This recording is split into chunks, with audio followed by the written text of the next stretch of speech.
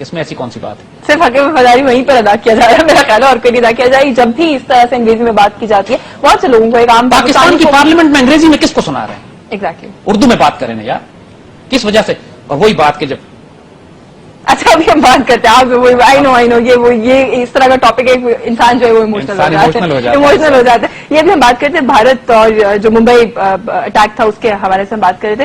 بھارت کا جو ایٹیٹیوڈ ہے میں تھوڑا سا جنرلی اب اس پہ بات کرنا چاہتی ہوں کہ وزیر اعظم گیلانی کہتے ہیں کہ جامع مذاکرات کے لیے بھارت مان گیا ہے، اور جیسے میں نے ابھی انٹروڈکشن میں بھی کہا کہ ہم دوستانہ تعلقات کو جو ہے وہ فروغ دیں گے. ڈاکٹر منموہن سنگھ جو ہے وہ بھی مان گئے ہیں. دوسری طرف سے ان کی ہوم منسٹر کی اسٹیٹمنٹ آتی ہے کہ آپ دہشت گرد بھیجنا بند کر دیں ورنہ ہم یہی کچھ کریں گے جو ہم ابھی کر رہے ہیں. یہ کس قسم کی دوستی ہے جو ہو رہی ہے؟ دیکھیے دوستی تو ہے نہیں، یہ تو چانکیا کی ڈاکٹرن ہے.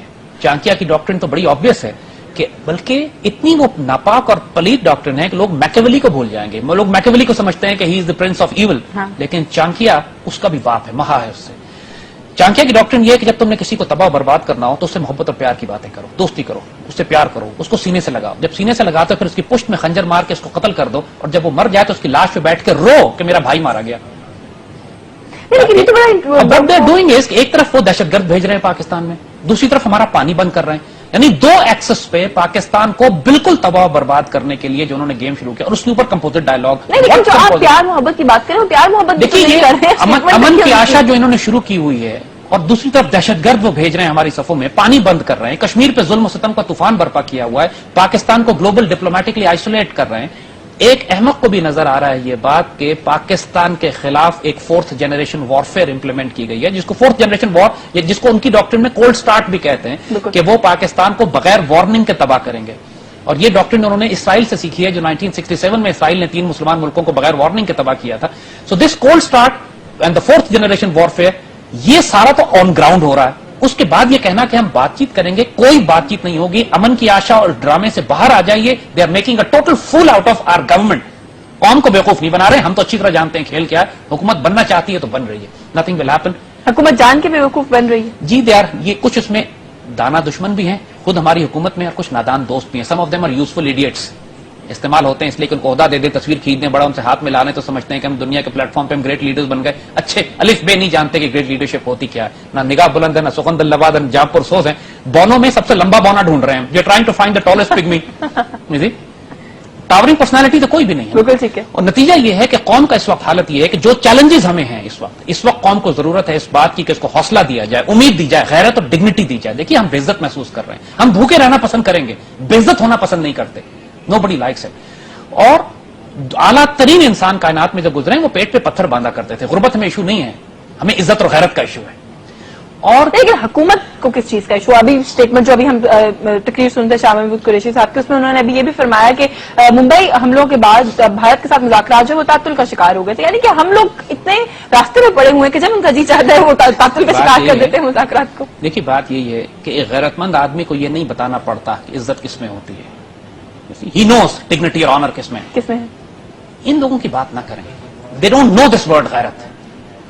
اور انفارچونیٹ ایشو اس امت کا یہی ہے کہ ہم چاہیں تو اس وقت امریکہ کو گھٹنوں پہ گرا سکتے ہیں، اس کی ساری سپلائی لائن ہمارے تھرو جاتی ہے. امریکہ ڈیسپریٹ ڈیپینڈنٹ ہے پاکستان پر، افغانستان میں. خوف جو ہے وہ اندر ہے، اپنے اقتدار کا خوف ہے، کیونکہ بنیادی طور پر کرپٹ اور انکمپٹنٹ ہے، مینجمنٹ آتی نہیں ہے، کرپشن کا شوق ہے، حرام منہ کو لگا ہوا ہے. نتیجہ یہ ہے کہ پورے ملک میں جو گورننس کرائسس آیا ہوا ہے اس وقت، بجلی پانی گیس کا بحران. ایران مفت میں بجلی دے رہا ہے لٹرلی، وہ لینے کو تیار نہیں ہے. رینٹل پاور کے اتنے بھاری خود سے ریونیو جنریٹ، لوگ ان کو ٹیکسز نہیں دینا چاہتے ہیں. جو ٹیکس آتا ہے کرپشن میں ضائع ہو جاتا ہے، لہذا بجٹ بنانے کے پیسے نہیں ہیں. اب بجٹ بنانے کے لیے آئی ایم ایف سے قرضہ لینا ہے، اور آئی ایم ایف جو خفیہ شرائط پہ قرضے دے رہا ہے. میں آپ سے بات کرتا ہوں، پوچھیں تو صحیح ان لوگوں سے، آج تک قوم کو نہیں پتا لگا کہ آئی ایم ایف کی خفیہ شرائط ہیں کیا. ہر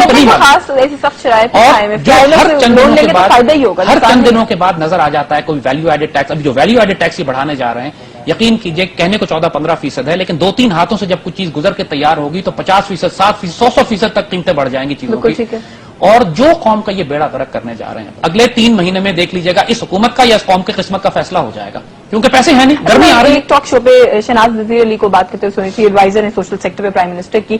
وہ یہ فرما رہے تھے کہ ویلیو ایڈڈ ٹیکس کو لے کے اتنا تنقید کا نشانہ بنایا جا رہا ہے حکومت کو. ویلیو ایڈڈ ٹیکس سے ایک عام آدمی کو تو کوئی فرق نہیں پڑنے والا. دیکھیے ایک عام آدمی نے بنی بنائی چیزیں مارکیٹ سے خریدنی ہے یا نہیں خریدنی, مینوفیکچرڈ آئٹم خریدے گا یا نہیں خریدے گا؟ جب وہ مینوفیکچرڈ آئٹم خریدے گا, ایک دودھ کا جو کارٹن بھی آپ کو جب ملتا ہے تو اس میں گتا کوئی اور بناتا ہے, دودھ کی پروسیسنگ کہیں اور سے ہوتی ہے, ہر ایک کے اوپر جب ٹیکس پہنچے گا, ہر پروسیس میں جب گزرے گا, تو عام آدمی کو کیسے فرق نہیں پڑے گا؟ شکوہ کوئی بیجا بھی کرے تو لازم ہے شعور. یعنی انسان جب کچھ اچھا بیوقوف بنانے کی کوشش کیوں کرتے ہیں عوام کو؟ یہ جو یہ اسٹیٹمنٹ ہے, مطلب یہ تو کلیئرلی بیوقوف بنانے کی کوشش ہے. یہی اسٹیٹمنٹ کہ انڈیا ہمارا پانی چوری نہیں کر رہا ہے, ہم خود ضائع کر رہے ہیں, بذات خود اس سے بڑا احمقانہ اسٹیٹمنٹ اور کیا ہوتا ہے؟ اور اس کے بعد شاہ محمود قریشی صاحب کہتے ہیں کہ مذاکرات کیے پانی کے مسئلے پر, اور پھر پانی پہ مذاکرات بھی کیے. تو اگر انڈیا پانی نہیں چوری کر رہا تو مذاکرات کس بات پہ کیا آپ نے؟ The point is کہ their contradictions are very glaring, very obvious. لیکن ایک بات ذہن میں رکھیے گا کہ یہ پہلے والا دور نہیں ہے کہ پاکستانی قوم اب اس سارے کھیل کو تماشے کی طرح دیکھتی رہے گی اور آپ سارا بوجھ اس پہ ڈالتے چلے جائیے اور برداشت بھی کرتی. اچھا ایک سوال یہاں پہ یہ بھی ہے کہ جب ہم بات کرتے ہیں پانی کے مسئلے کے حوالے سے, تو یہ جو ایک شکایت ہے حکومت پاکستان سے کہ یہ لوگ ریئلائز ہی نہیں کرتے اس پرابلم کو, اور یہ لوگ جیسے آپ نے کہا کہ قریشی صاحب کہتے ہیں کہ پانی چوری نہیں کر رہا ہے انڈیا, لیکن کیا انہوں نے اب ریئلائز نہیں کر لیا؟ ورلڈ بینک تک تو کیس لے گئے ہیں ہم لوگ پانی کی چوری کا. دیکھیے پھر ہم وہی بات کر رہے ہیں نا, جب ریئلائز کر لیا ہے ایک طرف اور ورلڈ بینک پہ بھی کیس لے جانے کی بات کر رہے ہیں, پھر ڈائیلاگ اور نیگوشیشن میں بھی پانی کا ایشو اٹھا رہے ہیں, پھر یہ کیوں کہہ رہے ہیں کہ انڈیا نے ہمارا پانی چوری نہیں کیا؟ ہم ان کی کنٹرڈکشنز کی بات کر رہے ہیں. انڈیا کے جب طیارے ہم پر حملہ کرنے کے لیے آئے تھے ممبئی سے, تو ہمارے حکمرانوں نے پہلے کہا تھا غلطی سے آ گئے, غلطی سے آ گئے. انڈیا نے ابھی تک کوئی صفائی پیش نہیں کی, یہ اس کو ڈیفینڈ کر رہے ہیں. تو دا پوائنٹ از, دیکھیے ہمارا امبیسڈر جو امریکہ میں بیٹھا ہوا ہے وہ لگتا ہے کہ انڈیا کا امبیسڈر ہے امریکہ میں, ہمارا امبیسڈر تو نہیں ہے وہ. جس طرح وہ پاکستان کے ماشاءاللہ کیری لوگر بل اور ان حوالوں سے جس طرح انہوں نے دفاع کیا تھا ان کا, تو یہ سارے لوگ مارکڈ ہیں, یہ سارے لوگ نون ہیں کہ ان لوگوں کی ماشاءاللہ جعفر از بنگال, صادق از دکن اقبال کہہ گئے تھے کہ تاریخ اسلام میں امت مسلمہ نے جو مار کھائی ہے ہمیشہ اپنے صفوں کے ان لوگوں سے, میر جعفر اور میر صادقوں سے کھائی ہے. ہم نے کبھی باہر کے دشمنوں سے براہ راست ٹکر میں کبھی مار نہیں کھائی, جب تک کہ ہمارے اندر ماشاءاللہ خود کفیل نہ ہو. ماشاءاللہ ہمارے پاس تو اب اتنے میر جعفر اور میر صادق ہیں, میں ایکسپورٹ کر کے ذرا مبادلہ کما سکتے ہیں.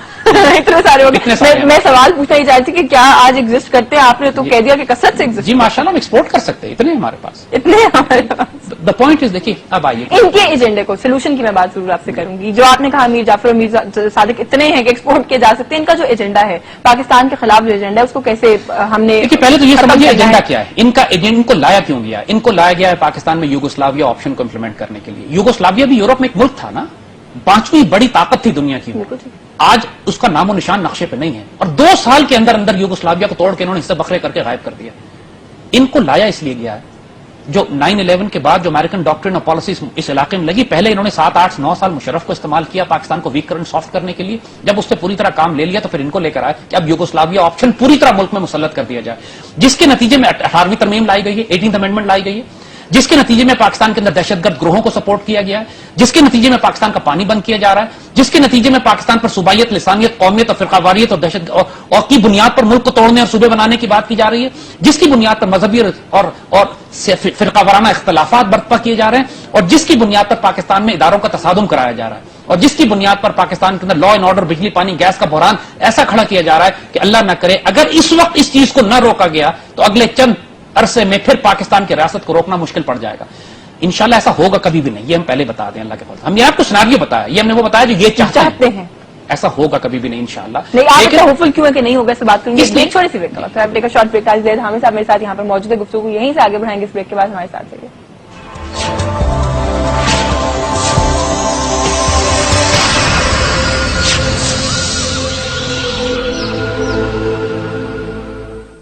زندگی کا مرکز ایک نہ ہو تو چیزیں منتشر ہو جاتی ہیں. اصل بات تو پرسپیکٹو کی ہے کہ آپ چیزوں کو کس تناظر میں دیکھتے ہیں.